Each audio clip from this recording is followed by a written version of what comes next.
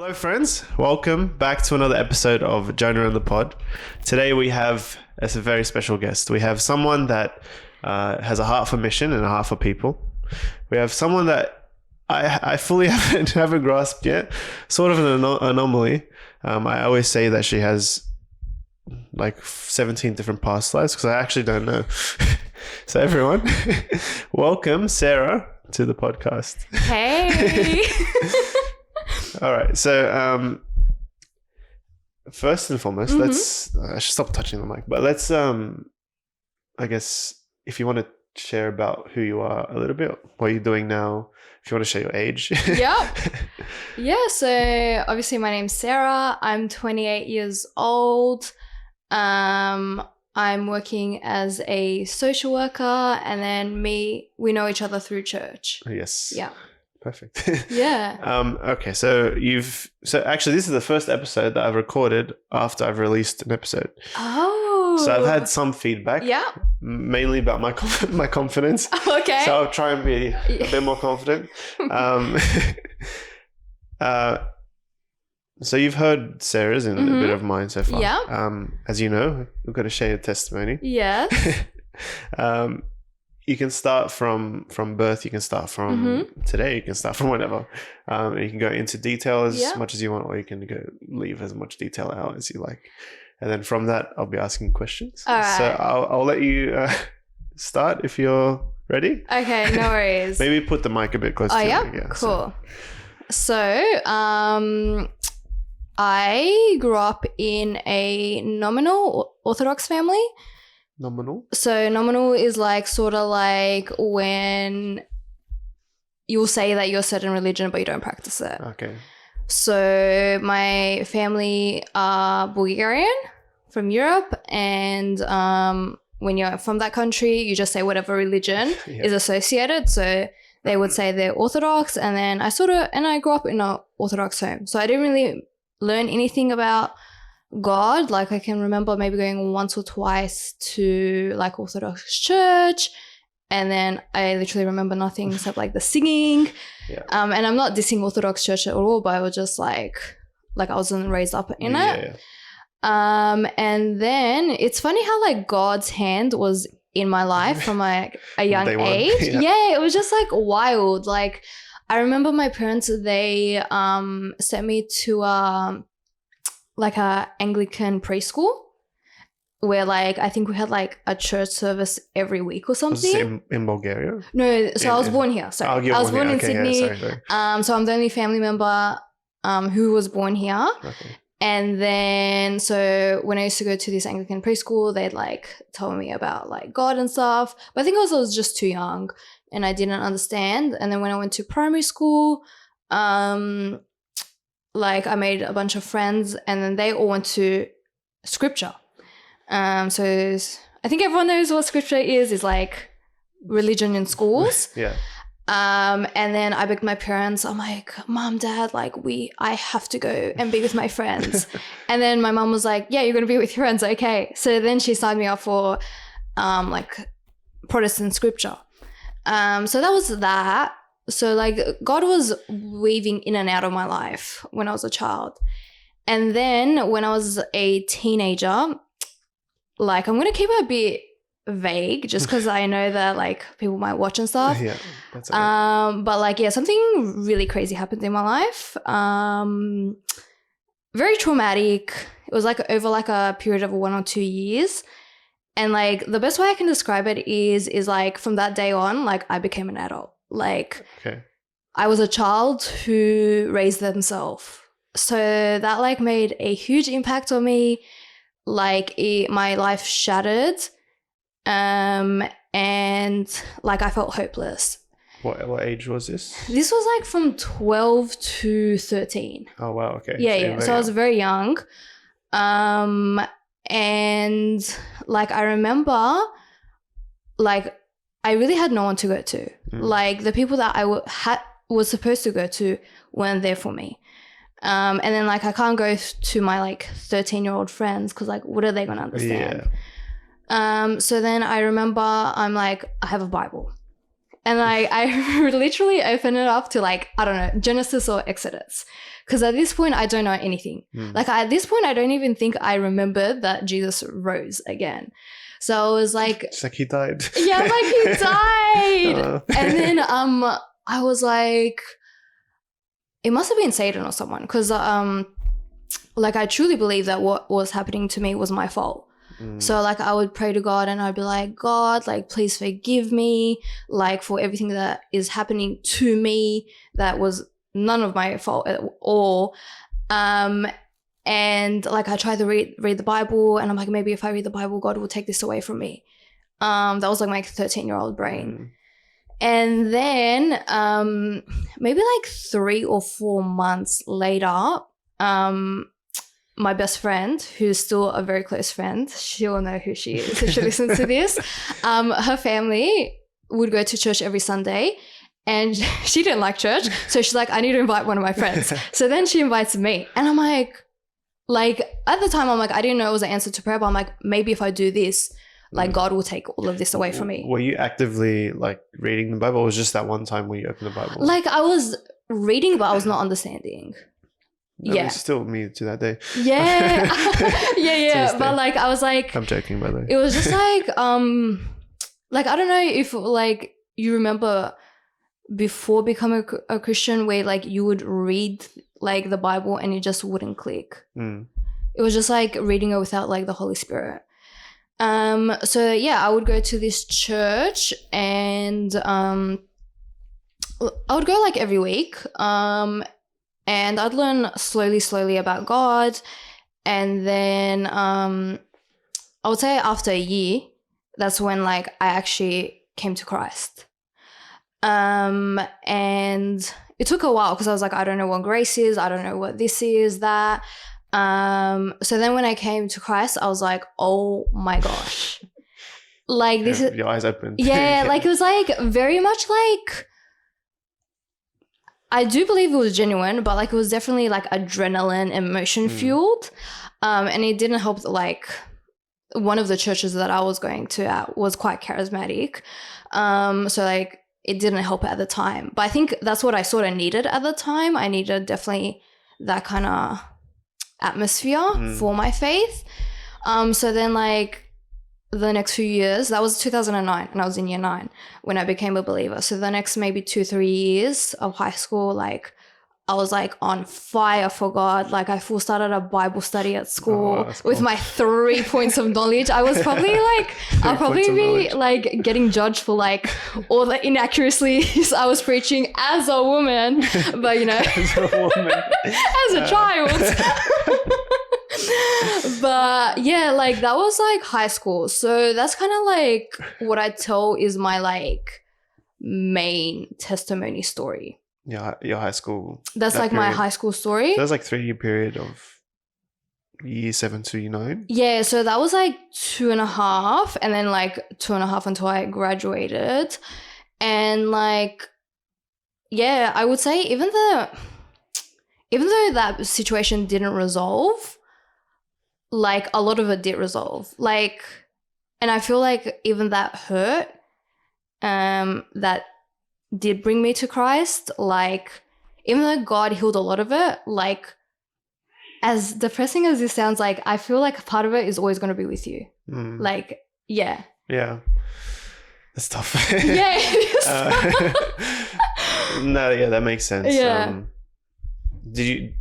So was there a day that you like found Christ? Because you said in this period. Like, yeah, like I would say there was a day where like I'm like, okay, like I think I need to make a decision. This is the day. Do you remember it? Yeah, I think it was like July 16th. Oh, really? Yeah. It's the day after my birthday. So there you go. Birthday. It was probably like the day after your birth. You're not that much older than me. I'm not. Do you want to speak about that at all? Or was it just like a... Like my actual coming to... Yeah, like so... It was a long time ago. No, that's yeah. If you don't remember, that's fine. Look, I think it was like I was at like a youth event And then I think there was an altar call. And then I think it was like the gospel was just put really concisely. And I think it was like, like I actually recognized that like I needed a response to like God. So like I said the prayer, and then like I feel like that's where my faith journey started. But like I didn't have like a 180. Okay. Yeah. That was my next question. Yeah. Do you think there was a drastic change? But you just said like not really? Not really.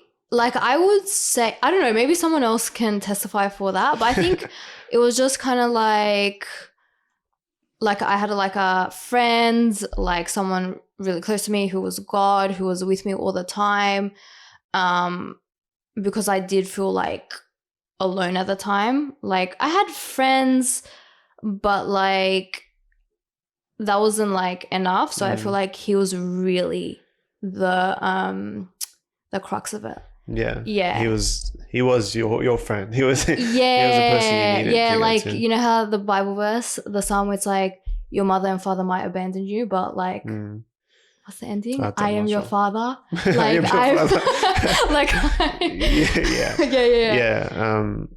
I mean, he accessed so many different things for us, and I think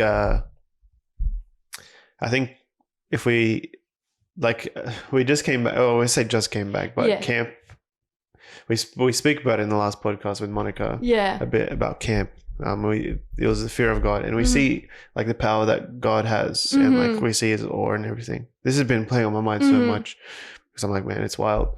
But then we have that God doing so many different things for us. Yeah, like he is all the roles that we need, and like why like he's on the throne, like he has everything. But he is our friend. Like he's next to us. He's willing to like nudge us in the right direction. And it's wild. It really is wild. Yeah. During the period. Yeah, which like first. Yeah, like the really tough part.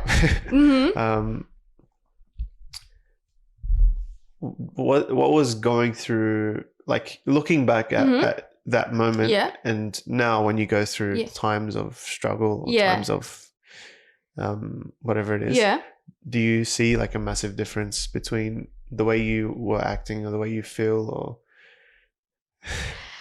wow, you know what's so funny? Like I definitely don't want to sell the Christian life short, but I definitely feel like in life it's like new level, new devil. Yeah. Where it's kind of like, yeah, like that was hard, and then somehow you end up in a harder situation. So like I think it's hard for me to look back at that because I was like 12, 13. And I was still a child. Like, I think I acted like a child would. And even though, like, I think, now if I went through a hard situation, I'd be much better. But, like, I feel like God really reveals your blind spots to you. And, like, again, I don't want to, like, make God look like a vengeful God. But, like, it will hit you where it hurts, sort of thing. Well, I think that's that comes from that growth comes from that. Yeah. Look, the devil knows all of our weak spots. Yeah. So, like, I mean, even recently, it's been happening to me where I'm like, there have been moments, like even just last week, I was feeling. Actually, prior to last week, I was feeling like in a good place, very motivated, and all these things, and like I felt very close with God, all this stuff. And then the devil's like, nah, mate. Yeah. And then he's like, he took my motivation, he took my productiveness, and it was just like a slippery slope from there. And then Sunday, just like God's like, bro, you got to step up. Like, he used the low point in life, and this is what he tends to do. Yeah. Just skyrocket. I know, like sometimes you just don't see it coming. Yeah. So that's interesting. Look, I know, I apologize that it's very vague, but Yeah, she's Look, I will say something. If you do want to come up to me, and I will tell you the full story. Yeah. That's more than okay. I just don't want people to be like, what is she talking about? Look, like all I can say is it was wild. Okay. And it was like sad as well. Yeah. Okay. Yeah. Now I'm like, what is she talking about? No, that's okay. So after that, so after the high school period, were there moments in life where you felt sort of, because you said there was not a full 180. Was there a moment in life where you felt like there was a 180? You know what's so funny? Like, I feel like the 180 really happened. Like, I was definitely living for Christ, don't get me wrong, but like, I feel like the 180 really came once like I started coming to our church. Really? Yeah. That's cool. Like, I always had like a heart for God, and I definitely don't want to slander the places I've been in the past, but I just really felt that like in the past I really had to dim my light to be in that place. And I'm talking a place of believers. There were a few communities where I definitely felt like I could be on fire for Christ, but like it just felt like, it felt like you were kind of running with your baton and you were like dragging everyone with you. Yeah. So you went to different churches before our church? Yeah, I did. But I never felt like they never really, I guess, pushed you. It was just like a complacency. Yeah, I definitely feel like there was a complacency. Like there was one community, like my uni Christian group, where like I felt that really spurred me on and that really fueled my flame for evangelism and mission. And like I really thank God for that, because I was like I feel like I was in the desert for a long time, and I do feel like God told me to stay at that church. And I was like, I don't understand why I want to stay at this church. Like why I have to stay at this church. Sorry. And I think really God really taught me perseverance. And I think if I left, Graceway wouldn't have existed back then, but B, like I wouldn't have like really valued good community, perseverance, like, you know, being without. Yeah. That's cool. I think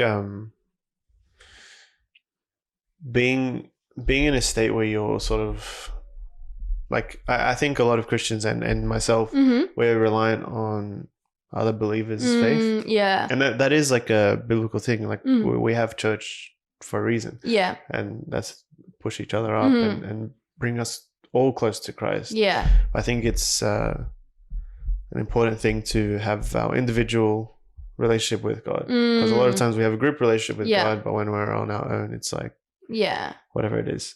Yeah, exactly. But it's good that during the time where you may have not had a community, you were still like showed some perseverance and stuff like that. Yeah, and like I'm a big believer of that. Like I'm a big believer of like really asking where God wants you to be and not just taking the easy route.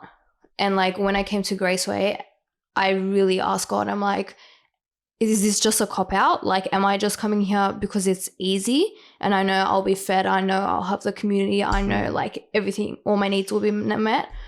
Or is it because like God really wants me here? Because I think as believers, we run and we go where it's easy, and like we really see it where like, you know, the thriving churches, they flourish.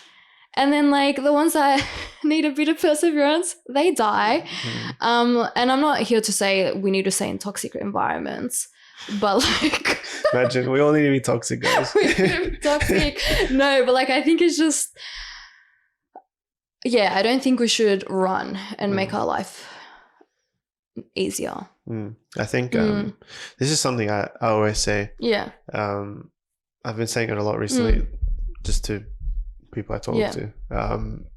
Being comfortable. And I was thinking about it today, is actually a killer. 100%. So bad. And for me, that I think I may have I may have already spoken about this on a podcast. I can't remember, to be honest. Honestly, I have the repeat conversation it. too much. Yeah. Sorry, I'm going to repeat anyway. I'm really thinking I can't remember.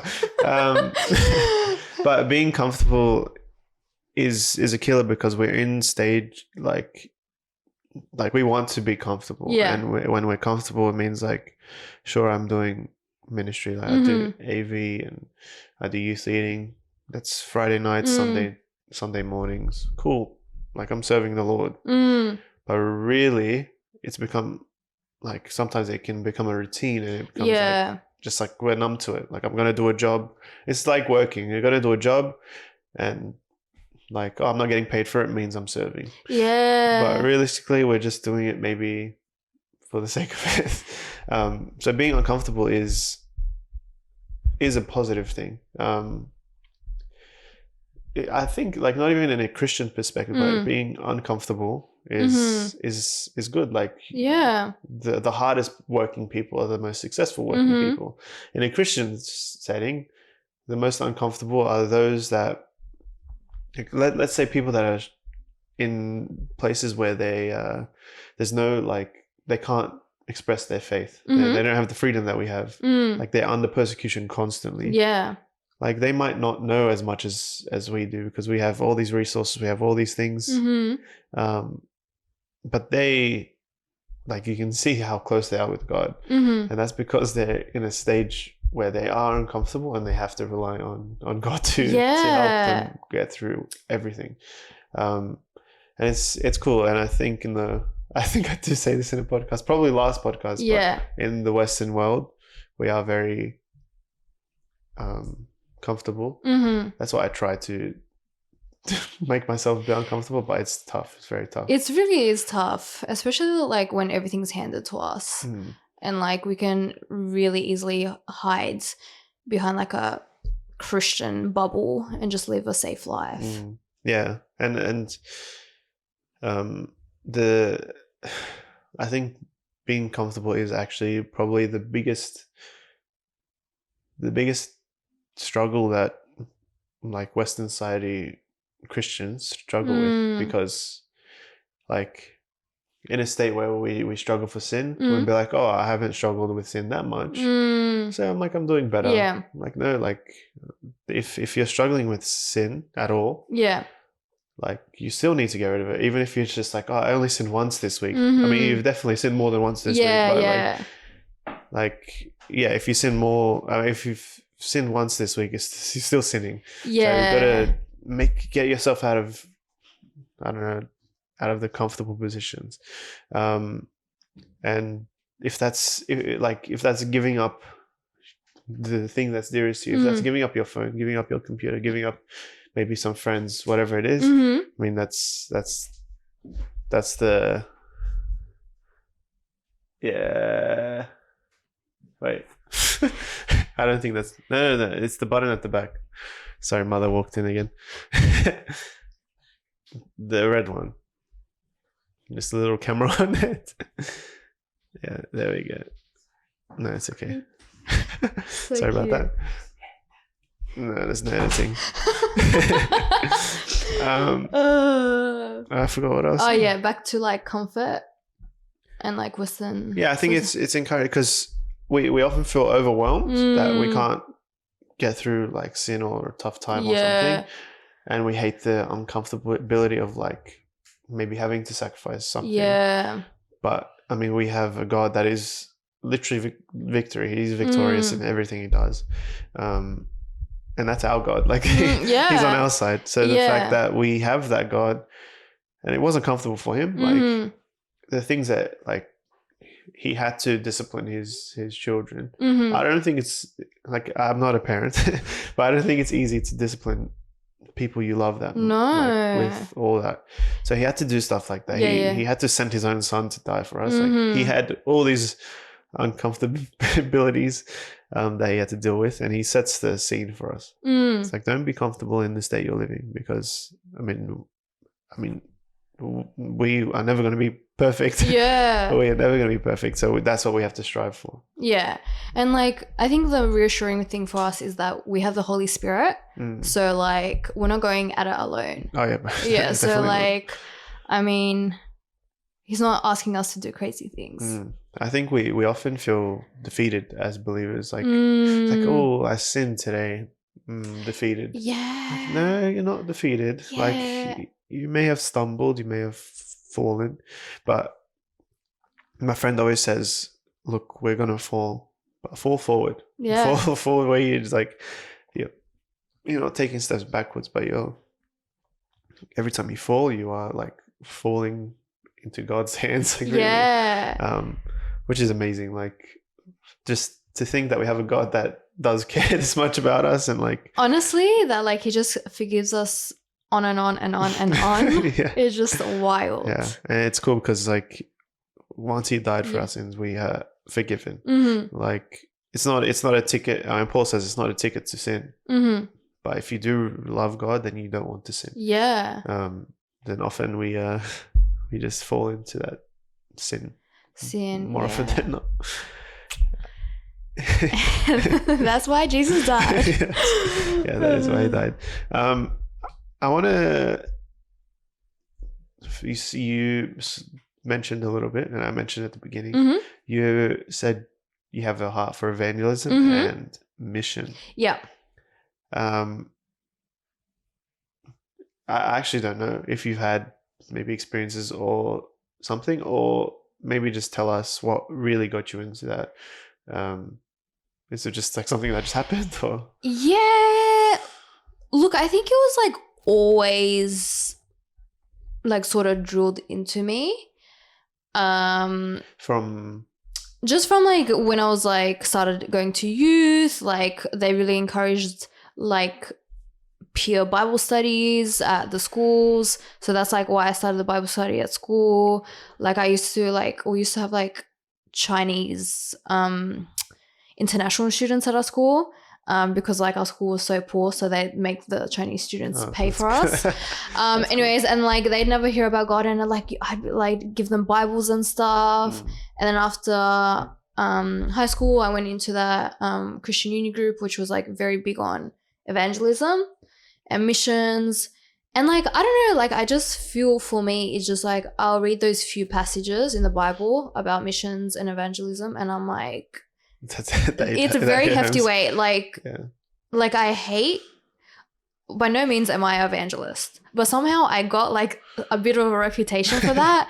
And I really don't like it because like I'm not an evangelist. I'm just following God's commands. I suck at it. Like, trust me, you do not want to follow me every day of my life.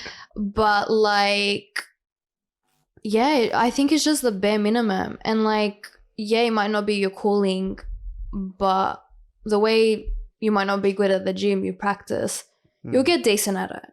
Yeah. And it's the Holy Spirit that empowers you. A lot of people say, that, oh, I don't have the gift of evangelism and stuff. And I'm like, look, I think there is somewhere that says it's a gift.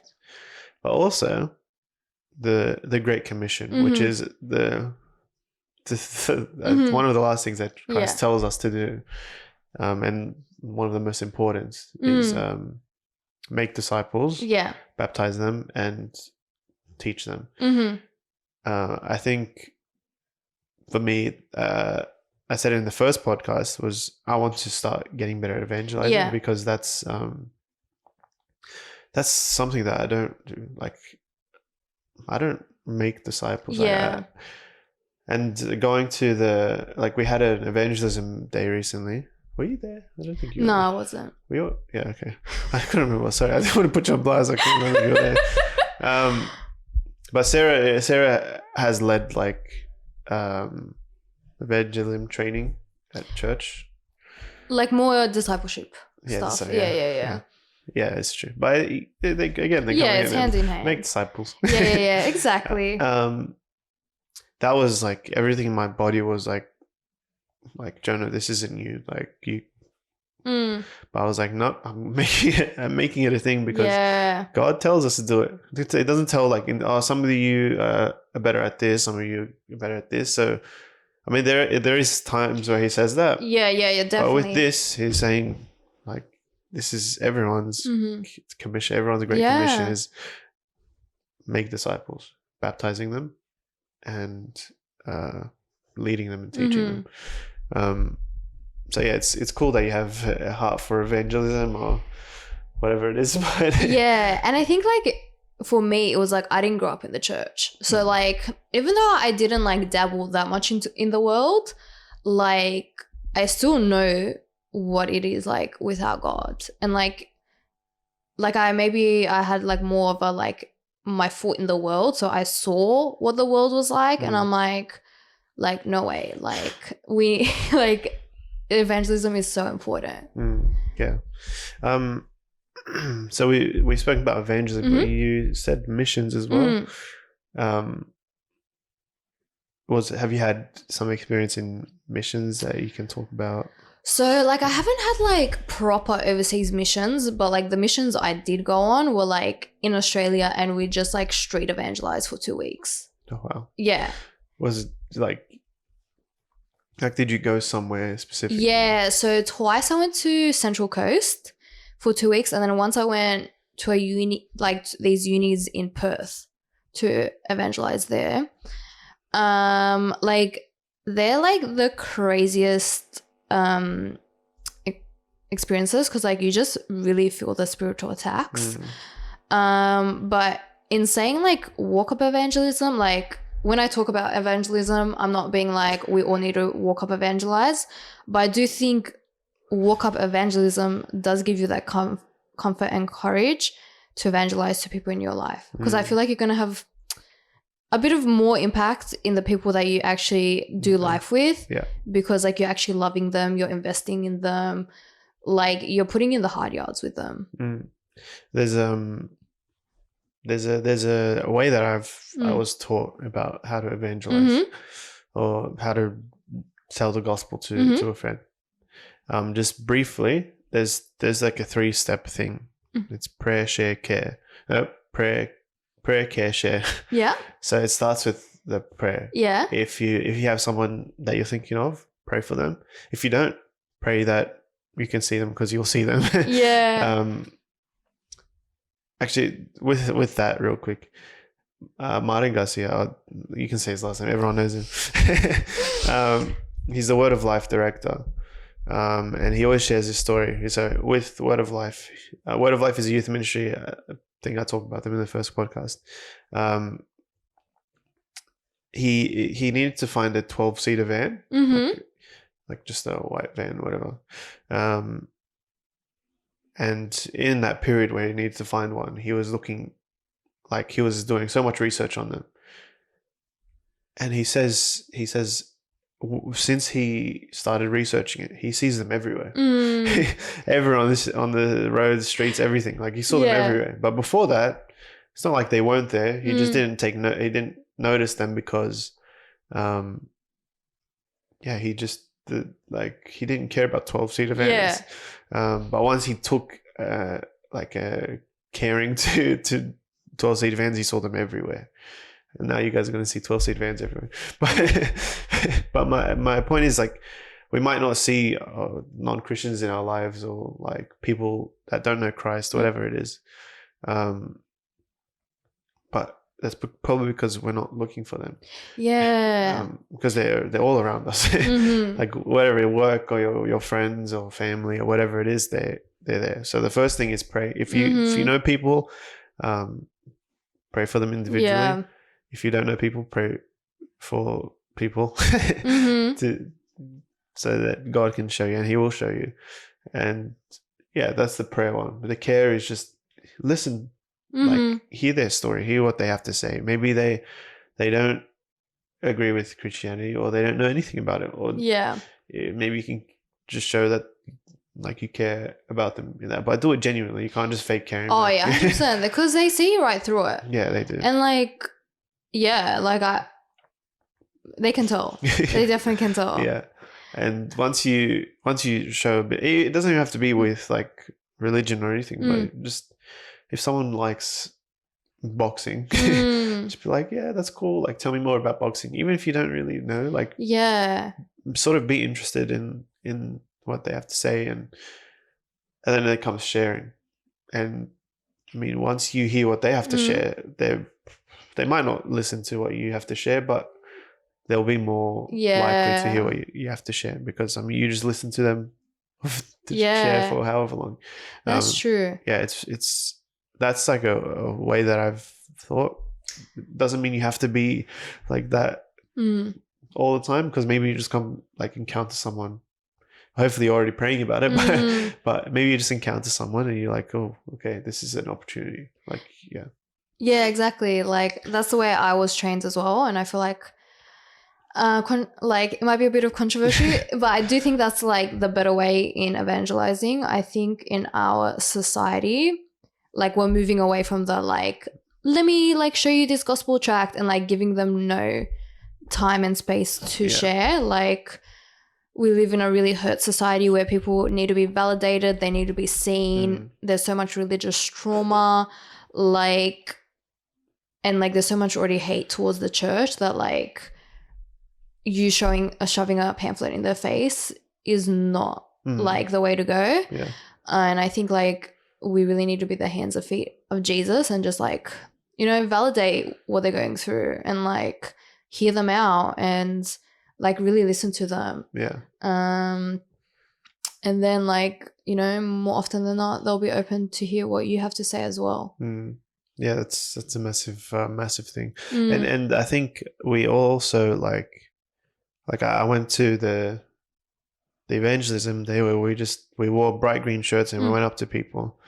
And to be honest, I think that is like, this might just be me, but that's easier than someone that like I know and love.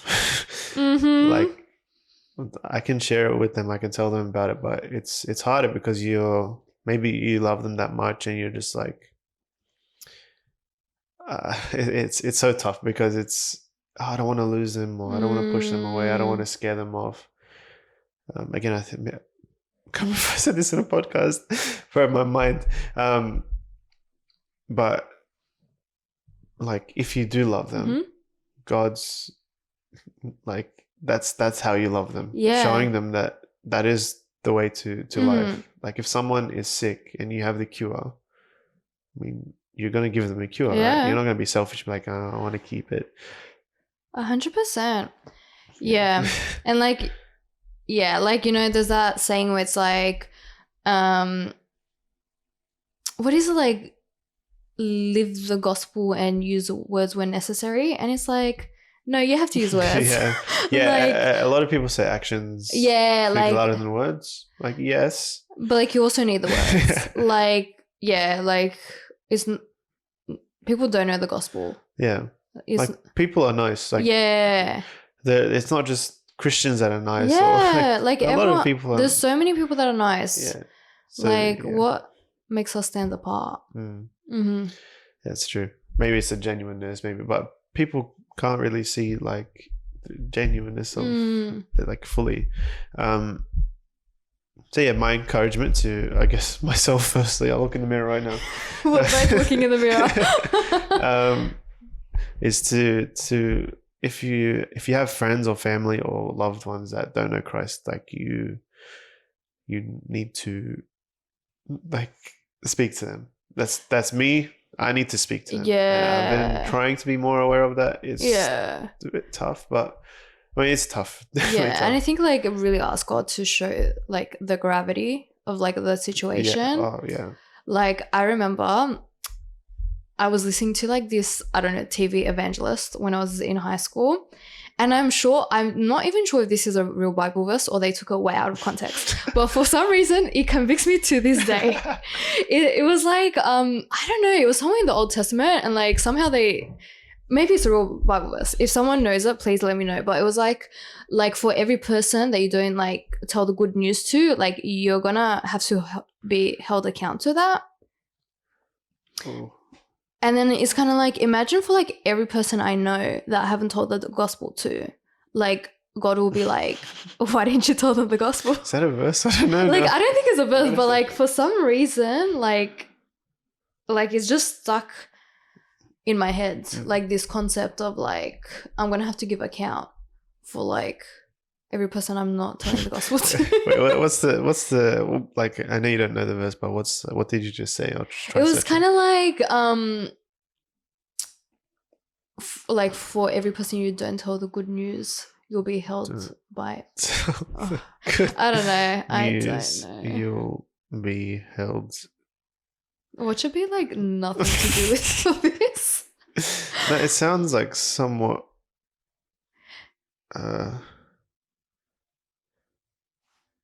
Yeah. Look. It's a stretch. Look, Matthew 12:36 says, "I tell you, on the day of judgment, people will give account for every careless word they speak." You reckon that it was that one? It probably may have been that one. Damn. That's even like that's heavier. That is heavy. Wow. Okay. I'm trying to see if there's other one.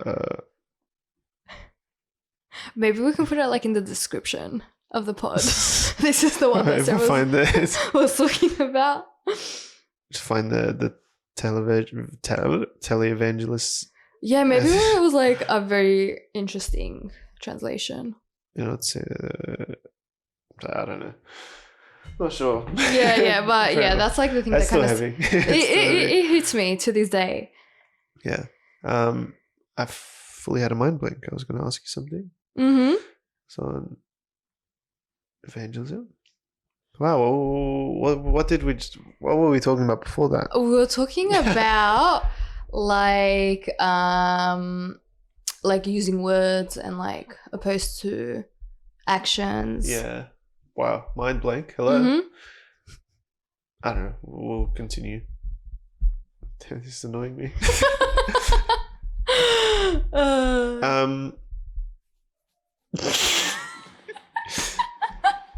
Wow, I just had it. That's alright. What did you just say? About the Bible verse? Like just holding people account for every person that we don't preach to. Like when we have to use words, we can't just do actions. Like people are nice regardless. Missions. Wow, my head. What just happened? Anyway. Walk up evangelism, friendships.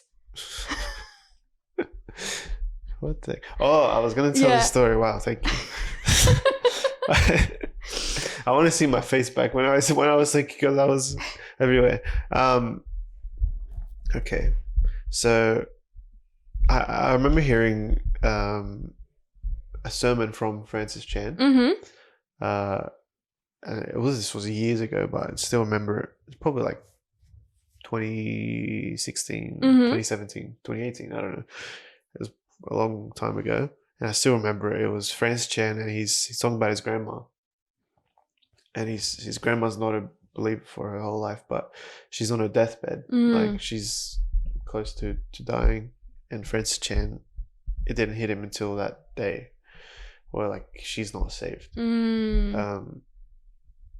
And it's so tough if we put it in perspective of like, look, yeah, they're like, I have a non-Christian friend and he's fine. Like, eventually I'll talk to him, and like, bro, you never know. Like, it could be today. Like, it really could. It's tough, and he, like, you have to listen to it. He puts it much better, but he, on the deathbed, he's literally yelling at, like, in his grandmother's ear. Wow. Just yelling the gospel, because like listen to me. I hope you hear this. And she's probably in a coma or like a critical state where she probably can't hear him. Yeah. That's like, that put things into perspective, because we're so fickle minded where we see this life and we're like, oh, I don't want to like push him away. I don't want to hurt him. But bro, eternity in hell, like that's the worst thing you can have. I know. And it's like, we're so far removed from death that like we almost don't think it's real. Yeah. And my friend, shout out Darian, he'll be on soon, hopefully.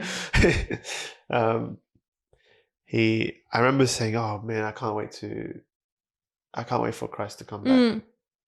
And then he said something that hit hard. This was like this year. He was like, no, I still have my brother that needs to be saved. I was like, bro. Wow, that's like, so beautiful. That put things into like a different perspective. I was like, man, I didn't even think about that. I know. Like, I'm thinking selfishly, like, I can't wait for me to be with Christ. And we're like, cool. Like, obviously that's the goal. But like, I have people I love on earth that won't, like, if they continue in the place that they are, they're not going to experience that. Like, I've had like a 0.5% of what it means to be with Christ. Yeah. And that is greater than anything that I've experienced. So imagine like 100% being with Christ. Like, wow. Yeah. Sorry, I just I'm getting a bit emotional, but that's okay. Like, I just take it seriously, guys. Yeah. And I think like everything needs to be done in so much prayer. Like we need to be like prayer warriors. Yes. In the upper room. The upper room? Yeah, I don't know. Is that not a saying? Is that not the room where they pray? I don't know. Oh god. I'm gonna be rebuked. For saying the wrong terminology. Showing verses that might not even be in the Bible. Yeah, I've got my own version. Got the Sarah version. Yeah. Yeah, sorry. My mind's gone. Going back to your testimony. Yeah. So you've spoken about school life. Yeah. Did I already ask this? I don't know. But after school, what happened? What happened? Like, yeah. What did you do with your career? What was the pathway for you to end up where you are right now? Right now? Yeah. So like after high school, I went to uni. Like I did it like part-time. Like uni was not my strength. Me neither.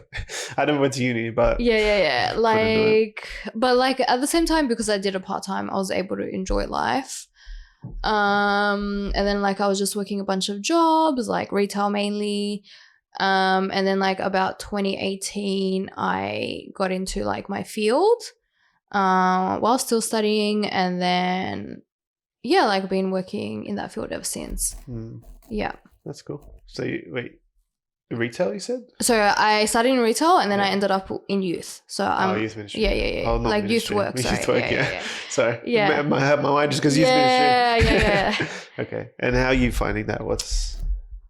Is there a struggle? Like, tell me the pros and cons of youth ministry. Not youth. Youth work. The pros and cons, like out of all social work, I probably like youth the most at the moment. Like I did have big grand goals to be a domestic violence counselor, because I did that for a bit. But I think God just was that in uni or so I did like a 6-month placement there. Okay. And I loved it, but like it definitely felt like God pushed me into youth, because I was like, after uni it was literally lockdown, and I struggled to find like a job within my field. And then I finally found something in youth, and then so I went back to youth.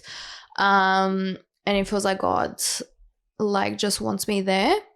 But like I think the pros of youth is just like, without like a Christian perspective, is like you can like help them get like, you can like intervene in their life in an early stage where you can get them to do something with their life, which I like. When with adults, it's sort of like they're a bit more set in their ways. Like obviously anyone can change.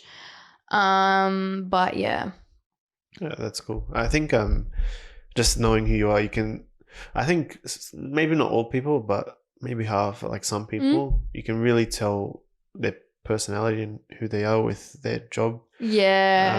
I don't think I work in IT. I don't think that really correlates to who I am, but with you, and I think like a lot of other people that I know work in, I was going to say youth ministry again, youth work, and like even domestic violence and all these things, you can tell like the person, like everyone that I'm thinking of has very, very similar heart and mindset. Yeah. Yeah, so that's cool. And I think God's using you even in a non-Christian setting. Yeah. He's using you to affect other people's lives and do all the cool stuff.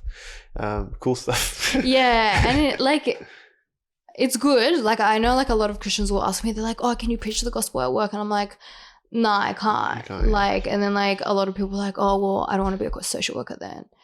And then it's like, you know, you got to do the best with what you got. Yeah. I think, like, again, if you're praying about it, do you work directly with youth? Yeah.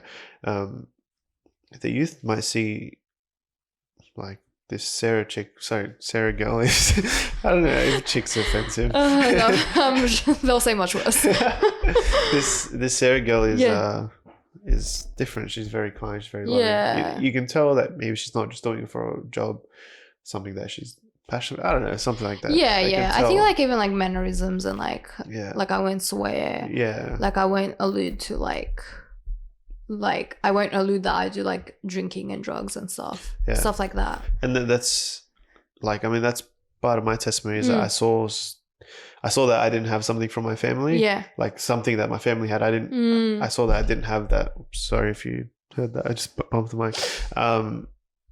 And that's what made me, like, I don't have something. And I didn't know what I didn't have. But, I mean, I was shown that it was Christ. Yeah. So similar things can happen. You might not directly share because you're in a setting where you're like legally not allowed. Yeah. But God can still use it. So that's cool. Yeah, 100%.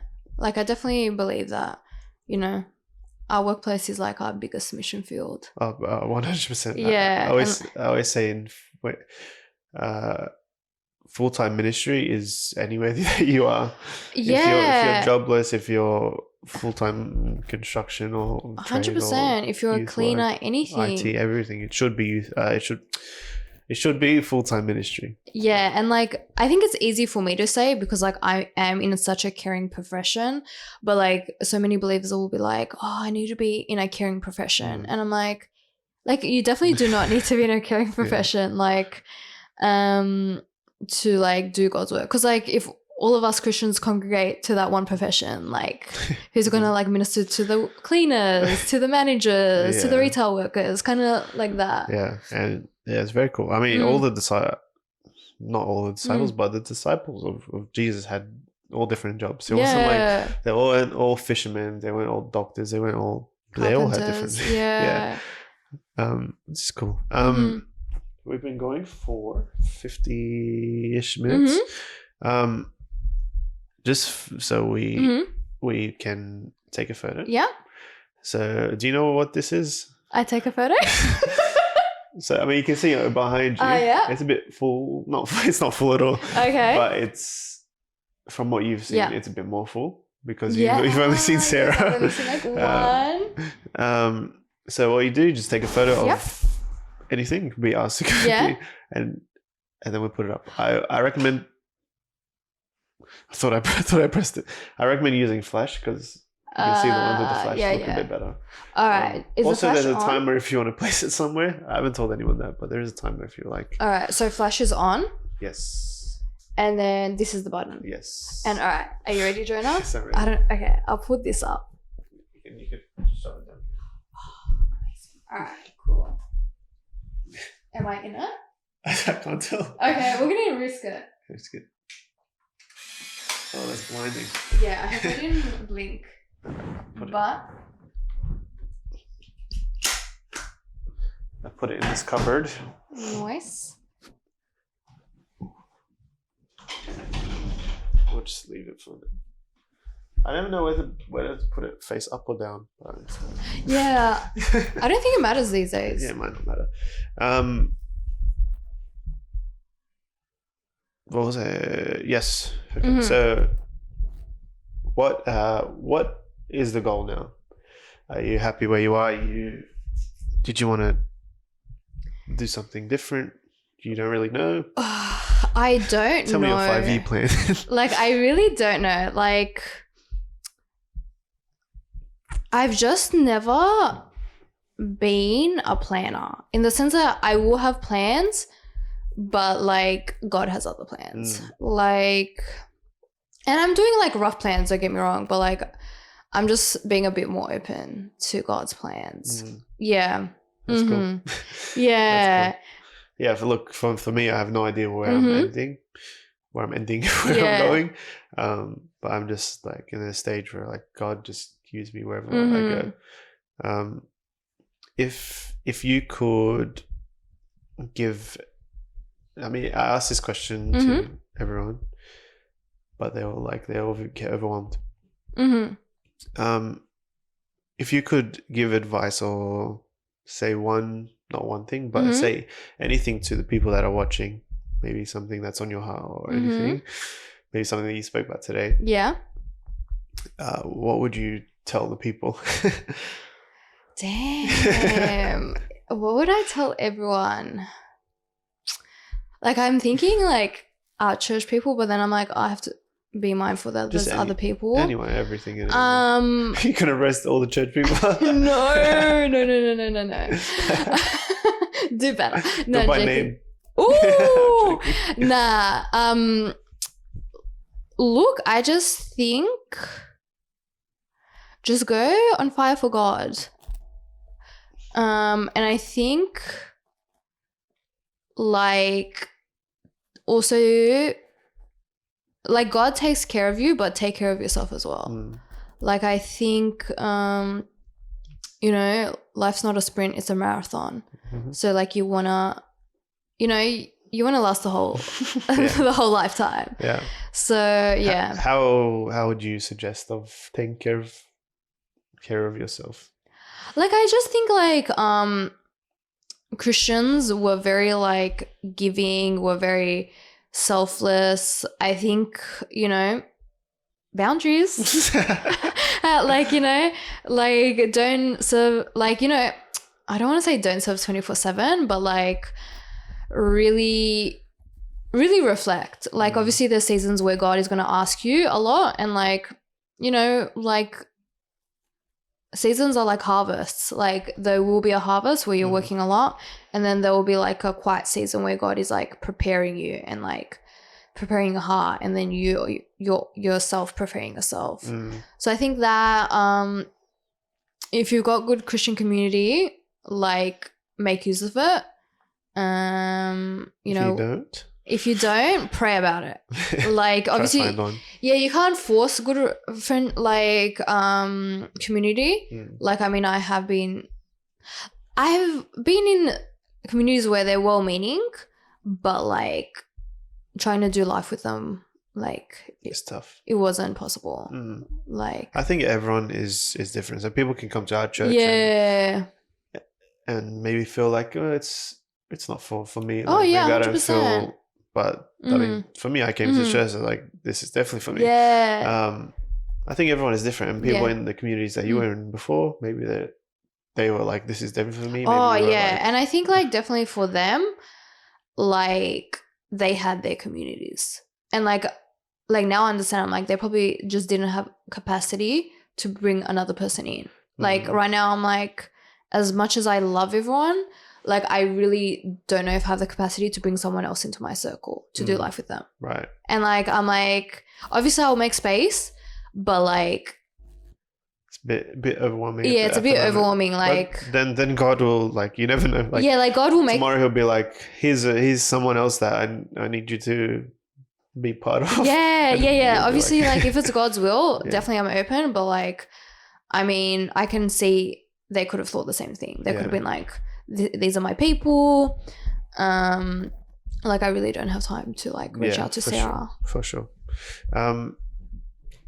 Yeah, thank you for hopping on. It's a bit of a short episode today. But I think everyone likes a short episode. Okay. You know, so. I can keep going. I mean, if you want to keep going, we can keep going. It's up to you. Yeah, I don't mind keep going. Okay, we can keep going. I'll tell you why. You have something to say? No, like I kind of like, that was like half my testimony. Okay. Yeah. Okay, so I maybe I spoke too much. I'm very apologetic. No. Okay. I'm so sorry. Don't be sorry, Jonah. Yeah, keep... Confidence, remember? Yeah, sorry. Confidence. Nah. Well, now, do you want to prompt me or should I go? So, Yeah. I don't know Yeah. what you... Like, All right.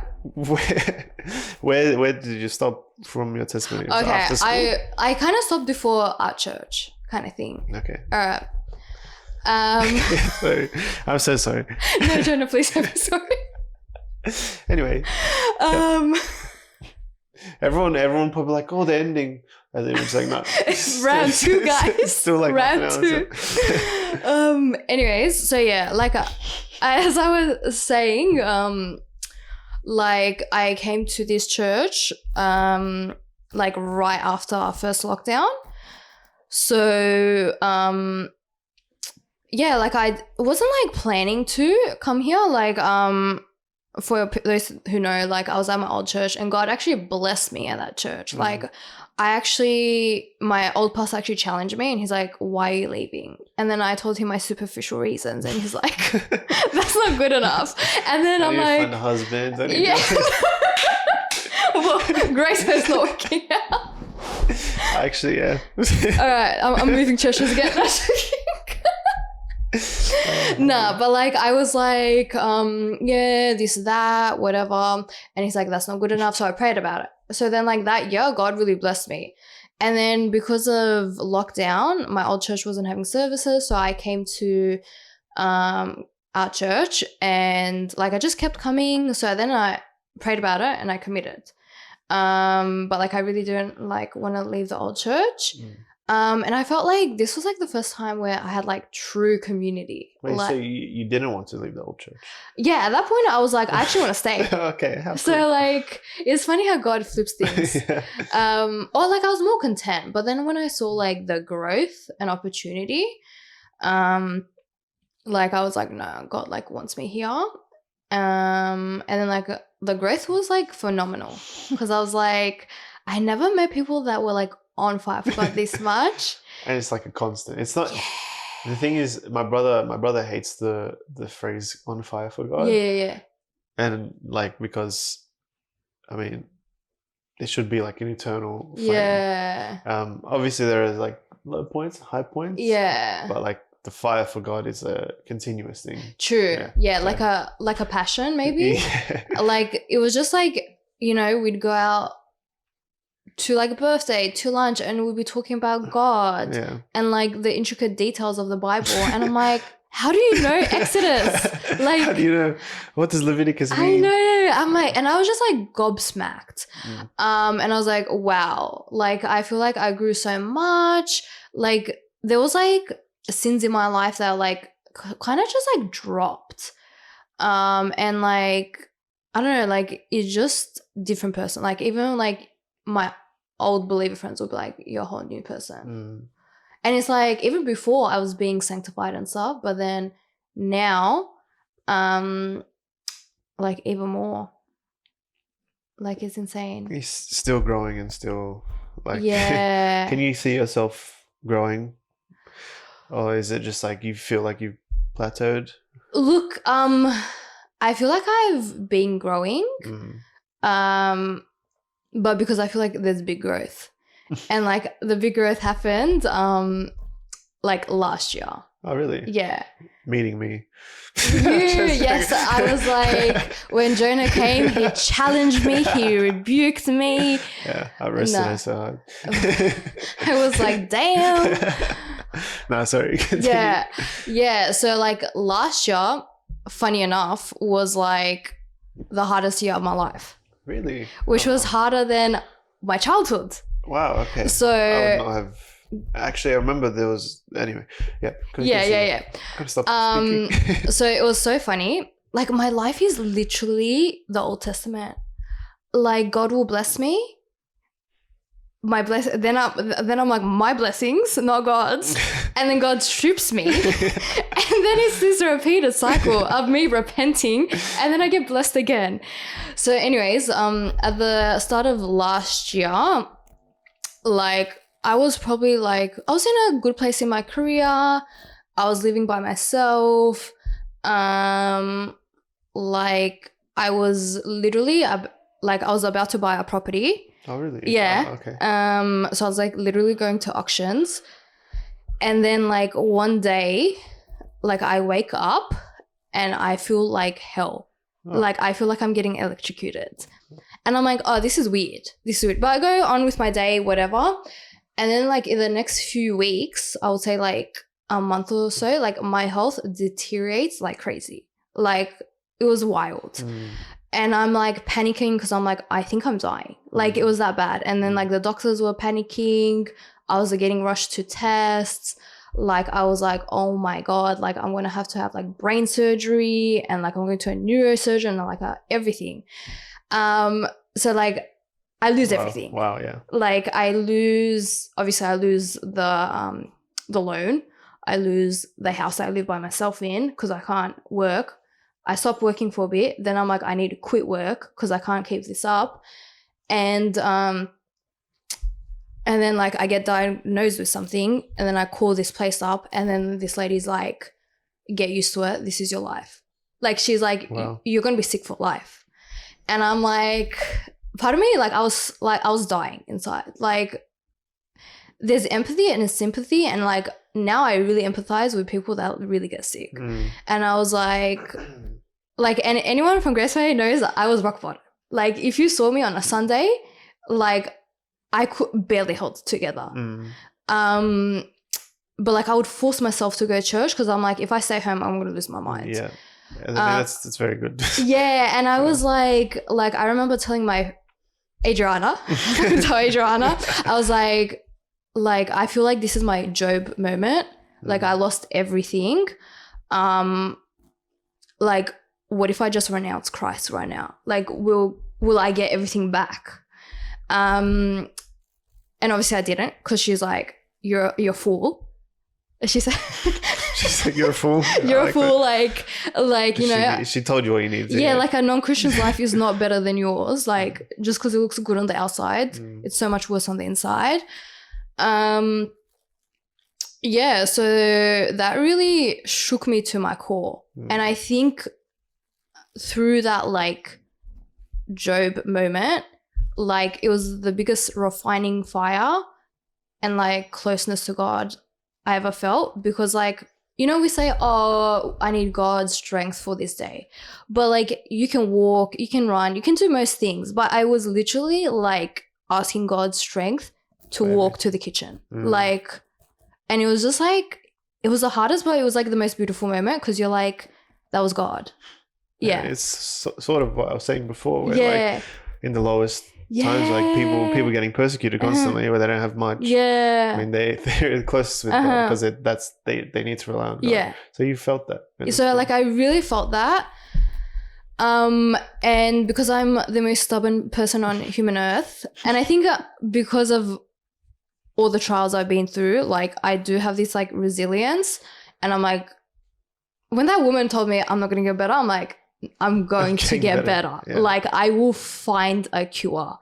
And like obviously there's a man-made medical model, whatever God has given us, and like God really revealed it to me, like, and obviously it was God. Like I'm not 100% better, but like I'm back at work full time. That's cool. Like I don't know if I will ever regress. I'm like, I can't like cry all day and be like, oh, am I going to get worse again? Because what's the point? So I've been, so like honestly, that's like been the biggest miracle in my life. Just day by day, just that like that like honestly, like he like literally, like he healed me, but like he healed me. Like I get it. Like it's like obviously like it's like when a person with cancer gets chemotherapy, like God still heals them, but it's like the most insane thing, because you're like even today I was looking at my Instagram like from a year ago, and like I saw the post and I was like, what? Like I was there a year ago. Yeah, wow, that's so cool. And far out. So like God just, I mean, he used your lowest time, and he showed you his strength. And he's like, look, these doctors might say like this is you forever. Yeah. But I have a different plan for you. Oh yeah. Which is so cool. Like that's amazing. It's insane, and it's kind of like I feel like genuinely I'm a new person. Like there's things that like, because my worst fear happened, like I almost don't fear anything more. Like obviously I have fears and anxieties, but I'm like, if I can go through that with God, God can put me like through the refiner's fire, and like, it'll be fine. That's so cool. Yeah. I remember that period. I just remember prayer meetings and stuff. Yeah. We weren't very close back then. I was new to church. And yeah. And I was like not present, so like I didn't get to know you that well. Yeah. But I remember at prayer meetings, you would ask for prayer and whatnot, and just seeing like the power of prayer work. And was there a lot that you had to do? I mean, I assume there was, but with the recovery, like, was there steps that you had to take that was like extreme steps, or was it just like? It was just like a lot of discipline steps. Like I had to take a lot of steps. Yeah. That's cool. Yeah. I can do it more off camera if anyone wants to ask. But yeah, like there was definitely, it wasn't like I was praying and then God struck me down. I definitely put the work in. Yeah. I mean, that's how I think that's a misconstrued thought that a lot of people have, is like, oh, I've been praying about this for like, I mean, prayer. Look, if you know me, like prayer is like next level. Yeah. But people have a misconstrued thought. It's like, I'm praying about all this, but I'm not taking steps to do it. Yeah. Like you can't just be asking God for something without trying to. 100%. Yeah, it comes with, I mean, wisdom as well. Oh yeah, you don't want to do. We're not twisting God's hands. Yeah. But like at the same time, like work for yourself. Yeah, like we have to like do something. Yeah. Yeah. That's so cool, and I love that. I love that you sort of realize that you had to do something. You're not just sitting there like complaining, and not complaining, but like sort of, I don't know. Yeah, I think that was like the one thing I was like even though it was like such a low situation, I was like, the last thing I'm gonna do is be a victim. And like I purposely made sure that like I tried not to complain, I tried not to like really say anything, because like I just didn't want that like pity on me. Because I'm like, I heard this podcast the other day and then it was about this woman who she had like these failed businesses and she lost like all her money and everything in that business, and then she got a successful business, and then she got interviewed, and then they were like, how was it when you lost everything? And then she's like, I didn't lose everything, I just lost money. And I think that for me, I was like, wow, that was like me. Like I didn't lose everything, I just lost like things on the physical world. Like I still had the most important things in my life. That's so cool. Yeah. I mean, it's not cool, but it's cool at the same time. Yeah. It's cool that you realize that. It's maybe not so cool that it happened, but yeah. I mean, God showed you what you needed. Yeah. And often like he takes what we desired, or we I was gonna say idolize, but not idolize, but we put stuff very high up on the list of things that we care about. Yeah. Maybe there's maybe God is just like, look, it is important. Like your health is important. Everyone's health is important. Yeah. But God is far more important. Yeah. And I'm glad that he showed you that. I mean, there's stuff that I needed to figure out first. Yeah. And I've realized like even when I get sick, like, it's not extreme sicknesses, but like the beginning of this year was tough. But you were always like one of the people to like, Jonah, how's your health? All this stuff. I was like, that's so cool. Now I know I have like a perspective of why. No. That's really cool. Yeah, and I guess like, you know, there's joke, be careful what you pray when you're like, God like purify me, or God like rid me of my sin. Because you're like, I don't know, like some of them are like tumors stuck to your skin that need like surgery. Yeah. Oh man. There's I remember, this is a bit irrelevant, but I remember praying last year. Yeah. It's like, God, reveal my sins to me. Yeah. You're like, jokes? Who am I? I was like, wow, okay. Yeah. Oh my God. I mean, it was a blessing. 'Cause Yeah. I got to like face those, but I'm like, it's a bit like overwhelming. Like I didn't notice all these things, and I think the more you get close to Christ, the more you will notice. Yeah. Like those kind of prayers are so powerful. Yeah, they're like the ones that like bam. They will kick you in the face. They will kick you in the face, literally. So cool. Yeah, wow, that's amazing. Thank you for sharing. I'm glad we didn't end earlier. I'm so sorry. That's alright. Just waffling. Because to be honest, I thought that was that was it. So I was like, okay. Yeah. No, it was just like an awkward transition from like work to like Grace way. Yeah. I apologize for that. No, don't apologize. Was there anything else before we close? Honestly, no. Like I think the big bits were covered. And I think like overall over my whole life and all the trials and tribulations I've been through, like it just makes God's goodness so much more beautiful. Like, I don't know. Okay, It's just, I get it. And I think that's why he does it. I mean, the refiner's fire is underrated. Yeah. It's like we need that. Like if we just lived our life what we like without trials, we are going to live pathetic lives. This isn't even just a Christian standpoint, but in life in general, if you don't come across situations where it hurts or it sucks or whatever it is, like you're gonna be the same pathetic. Sorry, it's a bit harsh, but you're gonna be the same guy. Like you're gonna be a kid, because a kid is someone that hasn't gone through trial. Not all kids, but most kids. Like they haven't gone through trials. You're gonna be a kid. You're gonna have a kid mentality. But once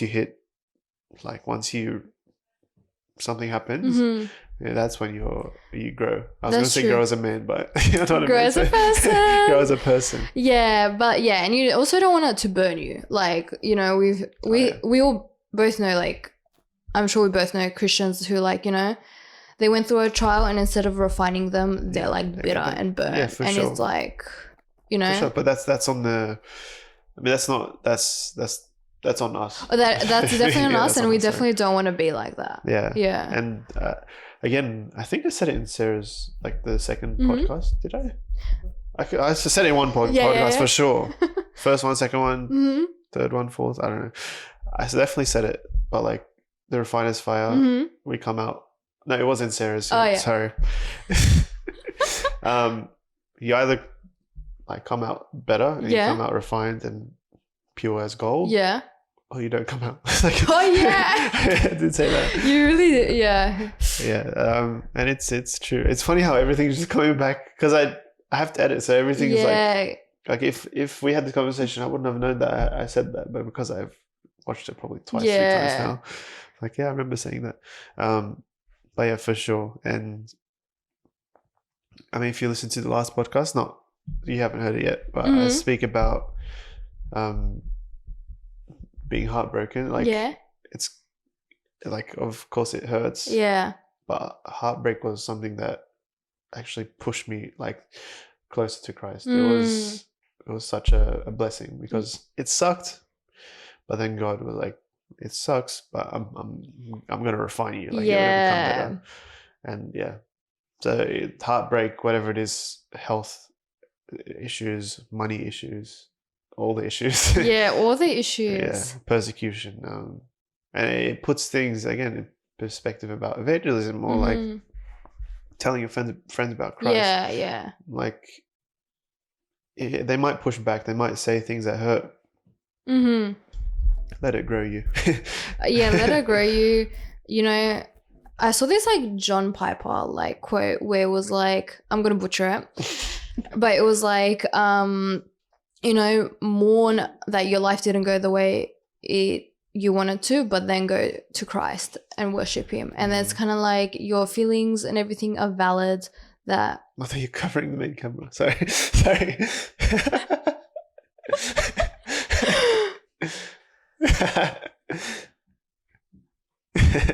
Sorry, continue. Oh yeah, so like No, it's okay. It's fine. Thanks, mother. Mourn the life that you wish you had, or like, all the bad that happened to you, but then like rejoice in Christ. And it's kind of like your feelings and everything that happened was valid, and you do need to process that. Yeah. And you don't gaslight yourself into being like, oh, but God's good. Like, ride the wave and then come to Christ and be like, that's how it works. Yeah. You're so good. I mean, in the moment, you're like, I'm sure with your health like situation, in the moment, you're like, this is the worst. Like, God, why are you putting me through this? Yeah. With my situation, it was tough. Yeah. With many different situations that I've been in, it's like, God, why? But then afterwards, you're like, I want to give it for the world. Yeah. Like in Simon's thing, he talks about his relationship, and I asked, like, would you go back and change? And he's like, in the moment for sure, but afterwards, I'm like, nah, not at all. Yeah. Hindsight's a good thing. Insane. Yeah, and the John Piper again. He talks. This is my favorite song. Is "Though You Slay Me," and there's a version where John Piper speaks in the middle, and he speaks about 2 Corinthians chapter 4, and he speaks about look to the things that are unseen. I'm going to read it because it's powerful stuff. My Bible. What did I say? 2 Corinthians chapter 4, and this was hard hitting last year. Where should I read it? I'll read from verse 13 to 18. So, since we have the same spirit of faith, according to what has been written, I believed and so I spoke. We also believe and also we also speak, knowing that he who raised the Lord Jesus will raise us also with Jesus and bring us with you into his presence. For it is all for your sake, so that as grace extends to more and more people, it may increase thanksgiving to the glory of God. So we do not lose heart. This part, verse 16 and 17, then 18. So we do not lose heart, though our outer self is wasting away. Our inner self is being renewed day by day. For this light momentary affliction is preparing for us an eternal weight of glory beyond all comparison, as we look not to the things that are seen, but to the things that are unseen. For the things that are seen are transient, but things that are unseen are eternal. That's tough. The light momentary affliction. Like if you look at, this is Paul talking. Yeah. If you look at the things that he's gone through, I mean, in our perspective, they're definitely not light. They're not light about it. But he literally says, I think he might be in prison at this time or something. It's like this light and momentary affliction. It's nothing. It's preparing us for an eternal weight. Imagine an eternal weight. Wow. Like, what's an eternal weight? Like that's I know. I don't know. Anyway, so eternal weight of glory beyond all comparison. There's no comparison. Yeah. And I think looking like I want to reach a point in life where even in the toughest of times, I'm looking to the things that are unseen. Where like I know I'm going through these light momentary afflictions, but the eternal weight of glory is just like next door. Yeah. Sorry, I just thought I'd share that. No, thank you. Oh, like, yeah. And I'll I send pray you the way he talks about it. Yeah. John Piper talks about it. It's really cool. Thanks. And I pray that we can be like that. It's just like in the physical world, you can just lose sight so quickly. Yeah, for sure. Yeah. So quickly. But yeah, God is good. Yes. I'm not saying that lightheartedly. No, he's definitely good. Oh man. Yeah, I think we'll get the Polaroid. Yeah. Are you in it?